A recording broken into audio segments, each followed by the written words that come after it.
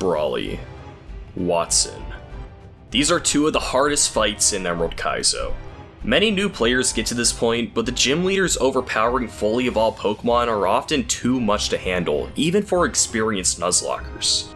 And for your, and frankly my enjoyment, we'll be doing a little experiment where Captain Kid and I once again throw 4 YouTubers with very little Nuzlocking experience into the hell that is Emerald Kaizo.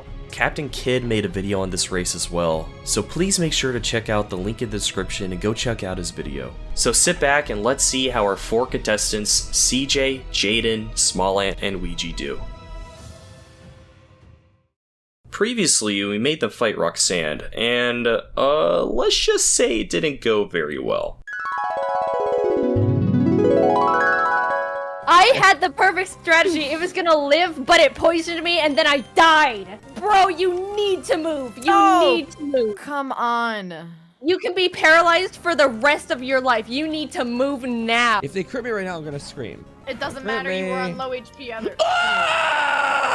This time, we decided to be a bit nicer, catching all the Pokemon beforehand and eliminating EXP gain, so all they had to do was choose the correct Pokemon, level them up to the level cap, and win. Oh, and permadeath is also removed as a rule in order to make things go along a bit faster. On paper, these splits are some of the highest points of wiping in the game, so the decision our contestants make for who to bring is crucial. Captain Kid and I deem certain Pokemon like Chimecho and Sunflora to be too overpowered for Brawly, so here's the box they get to work with. In addition, they each get to choose one starter. Unlike last time, the starter decision isn't as crucial. While Grovyle, Marshtomp, and Kabuskin all have specific roles for Roxanne, they get kind of outclassed in this section of the game, but 3 out of the 4 contestants smartly did choose Marshtomp. And now they have all the Pokemon at their disposal at the beginning, so team building is all the more important. The race was tight leading up to Brawly, meaning the Dewford Town gym leader would turn out to be the most crucial fight in the entire race, as a quick victory could result in a big lead. Let's break down some common strategies to take down Brawly, whose team is loaded with physical powerhouses and phenomenal type coverage. For this fight, typical teams always have Gyarados. This Pokemon is incredible here thanks to its typing and intimidate ability. Brawly's fully evolved fighting types hit way too hard and are virtually impossible to take on one-on-one, and instead require a more complex strategy built around intimidate pivoting and Pokemon with shell armor. Also, Pokemon using Charm and dodging crits and flinches are pretty much what you have to go for. Another great Pokemon in their box is Mawile. This Pokemon resists Rock and Normal, the 2 moves that will be firing into Gyarados as you switch out. Mawile in turn will be fighting moves which you can go back into Gyarados with. These two have phenomenal synergy. One interesting strategy you can do is intimidate the lead Hitmontop and then send out Fearow and click Rage to boost your attack and kill everything until Hariyama comes out. Another amazing strategy revolves around Illumise. Yeah, this itty bitty Firefly might not look like much, but is actually incredible in Emerald Kaizo due to learning a little move known as Encore. Against Brawly, after getting a few Intimidates off, you can bait fighting moves into Illumise, click Encore, whittle them down with Seismic Toss, and use Wish and Moonlight when needed for HP recovery. Taking a closer look at Brawly's team, one of the things that makes him so difficult is that most of his Pokemon follow a similar formula of being a strong physical attacker with Rock, Normal, and or Ghost coverage. The exception is Poliwrath. It has Stab, Surf, and Brick Break, and its part water typing separates it from the rest of Brawly's team. Generally, the best way to deal with it is to use a grass type that can take it out in 2 hits. Between holding a Chesto Berry for Hypnosis and taking a non-stab Ice Punch, these are typically the best answers. Brawly's biggest threat, however, is probably his Hariyama, which has very few counters. Illumise with Encore, Azumarill with Charm, or Shell Armor Clamperl after some Intimidates are probably the most common answers and some of the only ones. Here are some examples of some common Brawly teams which tend to strike a balance between bringing Gyarados with a pivot for Rock and Normal type moves, a Poliwrath answer, Azumarill who is bulky and gets Charm, an assortment of other useful mons like Nidorino, Noctowl, Clamperl, another Charmer, and Love Disc, and in reality there are many team compositions that can have success. Brawly throws a lot of tests at the player, and the question is, can these new Nuzlockers find the answers?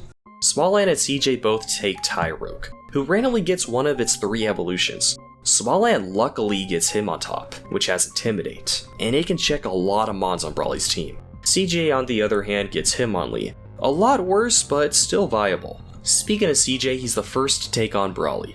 In addition to Hitmonlee, his team consists of Marshtomp, Gloom, Nidorino, and Gyarados. Well, so much for Gyarados. This overlevel is nothing short of devastating, as this Pokemon is typically the core of the tried and true Intimidate pivoting strategies I outlined. But it will make it fun to see what he does without this powerful Pokemon. Instead of bringing another Intimidator like Mawile or a Charm Pokemon like Azumarill, CJ decides to bring the best Psychic type in the box, Kirlia.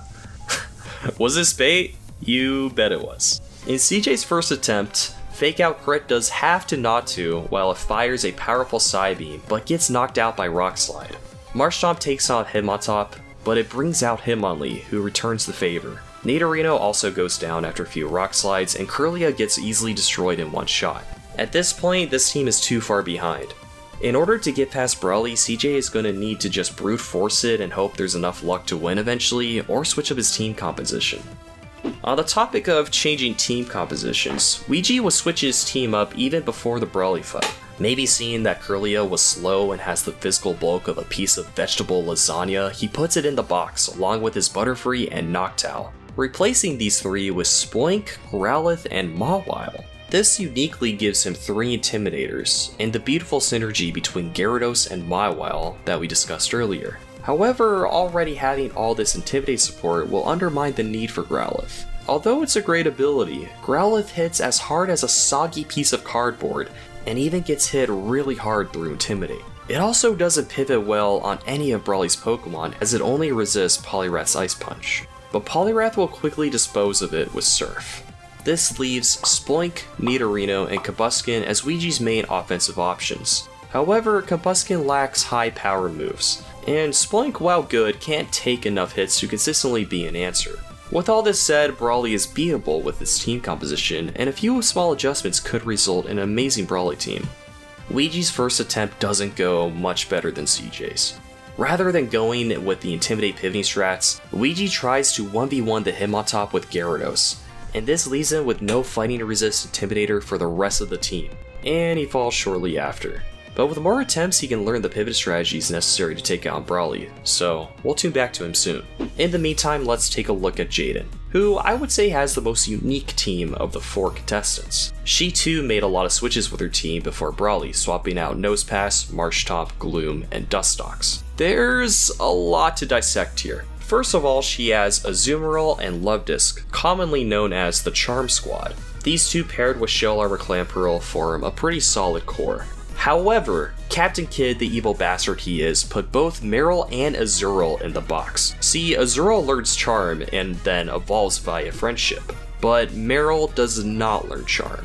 Jaden, without being able to know this, chooses Marill, turning one of the best Pokemon to check Hariyama into something that is much more lackluster. So instead of the Charm Squad, it's more like the Charm Squad here. We also see no Intimidate user, as she is solely going to rely on Charm to lower the opponent's attack. After that, she can go to Clamperl with Shell Armor and whittle down the Pokemon while taking very little damage. But here's the problem. Luvdisc has a very little bulk on its own, having only a little more than that of a 500-year-old vase at your grandmother's house. Even after getting a few charms off, it's going to take a lot of damage, even assuming crit dodges. Additionally, I previously mentioned how grass types are usually needed to beat Poliwrath. With Gloom off the team, Jaden does not have such a reliable answer. Granted, Pineco can explode to get a kill, but everything else is just way too passive. And her first few Brawly attempts show that she will need to re-strategize in order to beat him. Literally, what do you want from me? You can't even let me 2 crits in a row! Lastly, we have Smallant, who has probably the most complete team. He was pretty lucky to get him on top as opposed to him on Lee, and he used this to his advantage. Gyarados and him on top have amazing synergy. Gyarados baits rock moves into him on top, and Hitmontop baits fighting moves into Gyarados. Hitmontop also has quite enough bulk to take a few hits and deals decent damage with Rolling Kick. Smallant also brings a great Poliwrath answer in Gloom, and he even brings Pineco to take a kill with Self-Destruct. Marshtomp and Spoink are great supporting options as well. But Smallant goes for a very unorthodox approach, as he leads with a 3 HP Gyarados with the intention of using Flail. He can't do it off the bat as Hitmontop sees a kill with Fake Out, but this amazingly gives him a free switch to his own Hitmontop to get an extra Intimidate and whittle it down with Rolling Kicks. This baits out Poliwrath, and Smallant smartly goes to Gloom on a Brick Break. Gloom then dodges Hypnosis, and 2 shots with Magical Leaf. Brawley then sends out Hitmonlee. Gloom barely lives a secret power and gets some chip damage in before fainting, allowing Marshtomp to come in and clean up on the Hitmonlee, and then it's also able to chip down the Hitmonchan with a pair of Mud Shots. He then sends out Hitmontop to kill with Quick Attack and gets Meditite to below half. Smallant can then come in to revenge kill, and all that's left is Hariyama, which is ultimately taken down by Pineco's self-destruct. And that's one and done for Smallant. Maybe the most impressive thing is that he didn't even need to swap out his team once since the start of the race, and now he takes a pretty good lead as he heads into Wattson Split.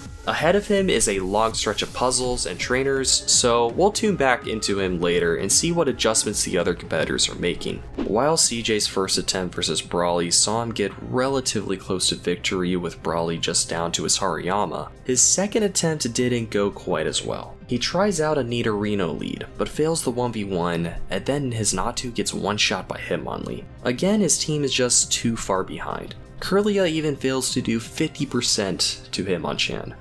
But CJ refuses to give up. He starts to figure out what Pokemon Hitmonlee has a good matchup against, and now finds himself with 4 Pokemon against Brawley's final Hariyama. He got here by going with an unorthodox lead in Gloom, who was able to 1v1 the Hitmontop and bait out Poliwrath. CJ then goes to Hitmonlee, who dodges a Hypnosis and 2 shots Poliwrath, and then he chains this kill into kills against Brawley's Hitmonlee and Hitmonchan. Against Meditite, it does enough damage to set up a revenge kill from Nidorino. So now it's Nidorino, Kirlia, Marshtomp, and Natu versus Hariyama, and CJ gets the job done with a final blow from Natu.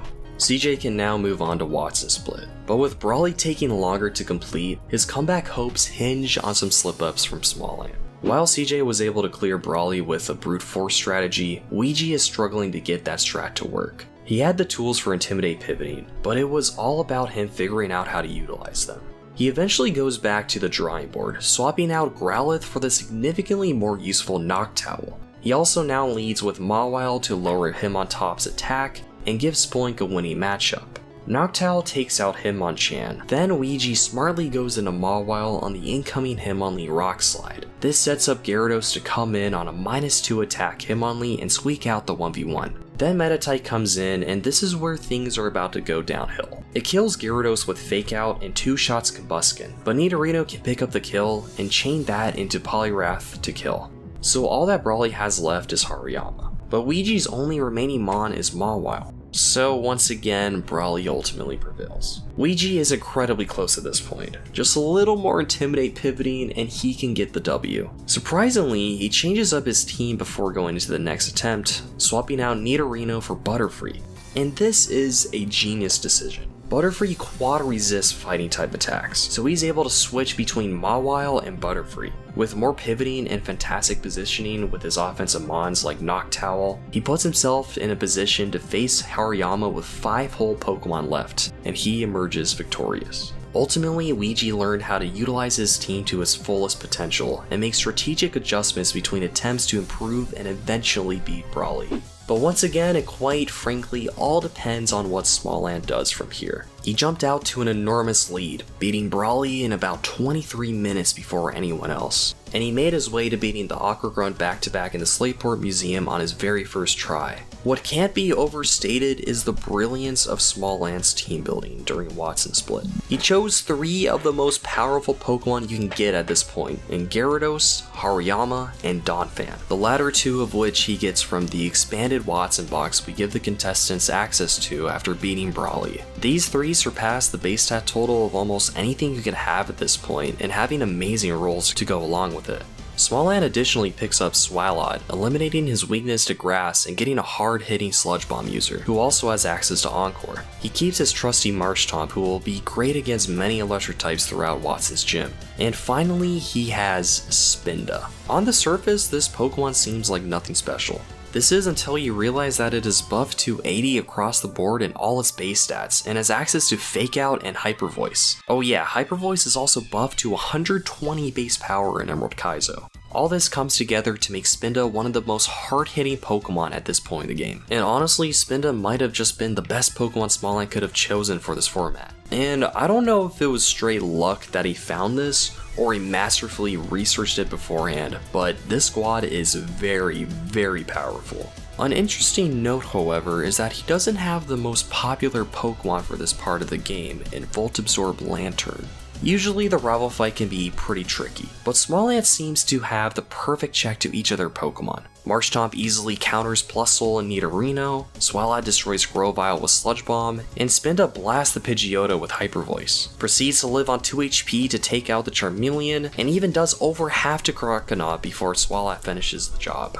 He is on fire. And what seemed like tough trainers in the Mauville City gym are just no match for Smallant's brilliant team, and he quickly finds himself ready to take on Wattson without losing a single fight. But Captain Kidd and I are confident that Wattson will give him some issues. I mean, Wattson without Lantern is extremely hard, no matter the rule set. His 6 electric types with great coverage are, just like Brawley, way too overpowering without any solid strategies. Usually players need to lead with a grass type to beat Jolteon and maybe use Donphan or Hariyama to take care of another one of the enemies, but really the whole Wattson strategy revolves around whittling each Pokemon down with Lantern, then going back to a water type to bait Thunderbolt back into Lantern to heal it up, and then repeat the process. To do this without Lantern, you need just about the perfect team. Oh wait. Smallant uses a strategy I've never seen before. Pre-damaging Gyarados so that after taking a Surf from Wattson's Lantern, Flail would be doing near maximum damage. This is the point of the game where trainers forget about Flail altogether. It just loses its viability. But in this race and in this context, it's creative. He starts the battle off with Swalot, who honestly just straight up loses to Jolteon, but he makes the amazing play by going for Encore on an Electric-type Pokemon. This allows Donphan to come in unscathed and easily kill with Mudshot. Hidden Power Grass from the Jolteon would have done over half to Donphan, essentially rendering it useless. So the fact that Smallant saw this is very impressive. Next is Lantern, who goes for Surf as Smallant swaps to Gyarados, giving him a powered up Flail. He gets an attack off and then... One-shots, right? Wait. Why did it go for Thunder Wave? It had a kill! I mean, this is great, but why did it do that? Wait, I kill it now. This is an insane moment. A very, very rare case of quirky AI mechanics. You see, there's something we like to call quad AI, which means that the AI has a chance to click quadruple effective moves over a kill. This situation is rare, especially because typically Nuzlockers do this Wattson fight with their water types already asleep so they can't get status or bait status moves. But for Smallant on his first attempt, it happened. He was able to knock out Lantern, and now it's time for Ampharos, who is incredibly powerful, but commonly countered by Volt Absorb Lantern. So now things are bound to crumble, right? It Thunder Waved again! Just take out Gyarados, what are you doing? And it happened again. I cannot make this up. He goes to Spinda and unleashes Hyper Voices until Wattson is down to just 2 Pokemon. Marshtomp, who is still healthy, Mudshots Electabuzz to death, which leaves only Manectric. And with one final crit Mudshot from Donphan, Smallant clinches the victory. And big congrats to Smallant for winning this race. I was very impressed and I respect everyone's eagerness to take on this demonic game. If you guys haven't already, make sure to check out Captain Kidd's video on these events. You can find links to all the people in this video in the description down below. But as always, thank you all for watching, and I'll see you next time.